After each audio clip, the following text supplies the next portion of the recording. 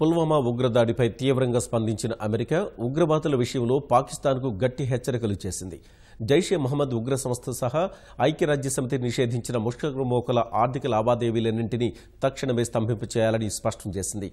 ఉగ్రవాదులకు అడ్డుకట్ట వేసేందుకు తీసుకునే చర్యలకు పూర్తిగా సహకరిస్తామని పేర్కొంది.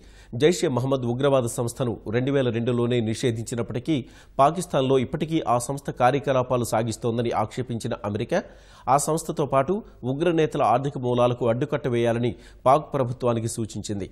మరోవైపు భారత్ స్వీయ రక్షణ హక్కును అమెరికా సమర్థిస్తుందని ఆ దేశ జాతీయ భద్రతా సలహాదారు జాన్ బోల్టన్ భారత జాతీయ భద్రతా సలహాదారు అజిత్ ధోబాల్కు తెలిపారు. ఈ మేరకు ధోబాల్తో ఫోన్లో సంభాషించిన బోల్టన్ పుల్వామా అమరులకు సంతాపం తెలిపారు. ఉగ్రవాదంపై పోరులో భారత్కు తమ పూర్తి మద్దతు ఉంటుందని ఆయన పేర్కొన్నారు.